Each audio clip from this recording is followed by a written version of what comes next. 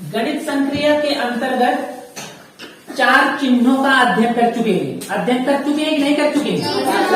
कौन से 4 चिन्ह? यहाँ पे देख सकते हैं। जो पहला चिन्ह है, ये कौन सा चिन्ह है? जोड़। और दूसरा चिन्ह? तीसरा चिन्ह?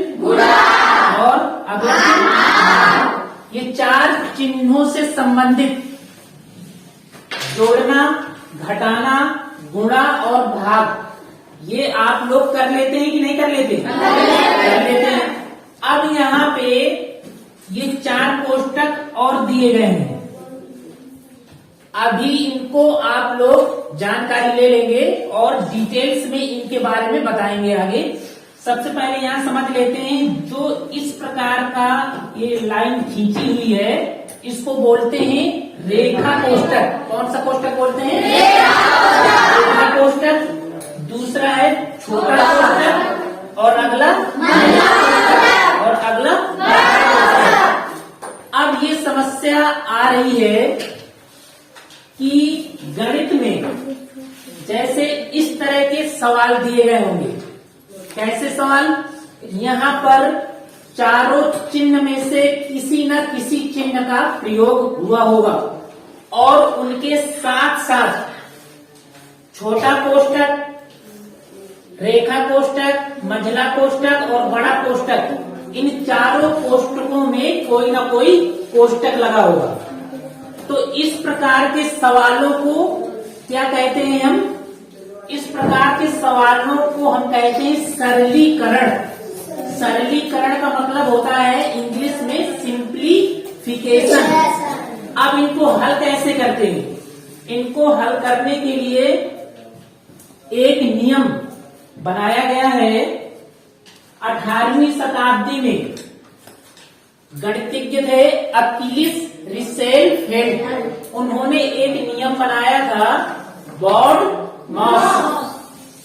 बॉर्डमॉस की मदद से सरलीकरण के प्रश्न हल करते हैं। अब बॉर्डमॉस क्या होता है? बॉर्डमॉस का जो पहला अक्षर क्या लिखा है? बी का मतलब होता है ब्रैकेट। अब ब्रैकेट यहाँ पर मैंने बताया था कि 4 ब्रैकेट होते हैं। 4 ब्रैकेट में सबसे पहले रेखा कोष्टक, दूसरा है छोटा कोष्टक, मंझला कोष्टक और बड़ा कोष्टक। अब जैसे सवाल में कोई सवाल दिया गया है, अब उसमें से ये कोष्टक लगे होंगे, तो हम कैसे पता करेंगे कि कौन सा पहला कोष्टक हल करें? तो इसके लिए नियम समझ लो। सबसे पहले आपको देखना है कि उस सवाल में से रेखा कोष्टक है कि नहीं है। देखेंगे रेखा कोष्टक है कि नहीं। यदि रेखा कोष्टक है तो रेखा कोष्टक को हल करेंगे।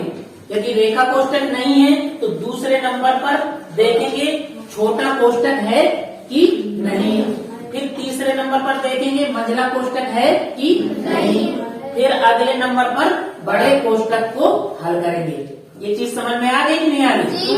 अब दूसरे नंबर पर है ओ का मतलब होता है और कहीं कहीं हिंदी में क्या लिखा होगा? का। दूसरे नंबर पर ऑफ या का को हल करेंगे। फिर तीसरे नंबर पर है डी का मतलब क्या होता है? डिवीजन। डिवीजन का मतलब होता है भाग। तो तीसरे नंबर पर इस प्रकार के सवालों में देखेंगे कि कहीं भाग तो नहीं दिया है। यदि भाग दिया होगा तो भाग को हल करेंगे। फिर अगले नंबर पर एम का मतलब मल्टीप्लिकेशन का मतलब गुणा करेंगे। फिर ए से एडिशन जोड़ेंगे। फिर एस से सब्ट्रैक्शन। तो जोड़ने और घटाने में जब लास्ट में करते हैं तो यहाँ पर ध्यान देने की बात यह है कि पहले धन वालों को जोड़ लिया करो और ऋण वालों में घटा दिया करो। जिसके ज्यादा चिन्ह बड़े होंगे वही चिन्ह लगा दिया करो। अब यहाँ पर बॉर्डमॉस की मदद से सरलीकरण का एक सवाल दिया गया है, इसको हल करते हैं बॉर्डमॉस के रूल के अनुसार। तो बॉर्डमॉस का जो पहला रूल है, देखिए ब्रैकेट। अब इस सवाल में देखिए पहला हमारा नियम क्या है? रेखा कोष्टक। इस सवाल में कहीं रेखा कोष्टक दिया है कि नहीं दिया है? नहीं दिया। जो चीज नहीं दिया है तो कोई मतलब नहीं है, लेकिन नियम से ही चलेगी। दूसरे नंबर पर क्या दिया है? छोटा कोष्टक। छोटा कोष्टक यहाँ पे दिया है कि नहीं दिया है? दिया है। बाकी यहाँ से ये सवाल लिखते हुए जाएंगे 20 प्लस मंझला कोष्टक 9 ऋण 5 धन।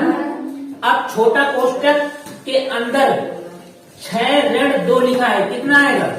2। 6 में 4 को घटाएंगे तो कितना आएगा? 2 आ गया। अब कौन सा कोष्टक लगा है? पुनः यहां से चलेंगे 20 प्लस, अब मैंने बताया था कि अब तीसरे नंबर पर कौन सा कोष्टक हल करेंगे? अब मंझला कोष्टक के अंदर देखिए क्या क्या लिखा है? 9 ऋण 5 धन 2। तो इसमें धन धन वालों को जोड़ लो, सुविधा रहेगी। धन का 9 है और धन का 2 है, कितना आएगा? 11।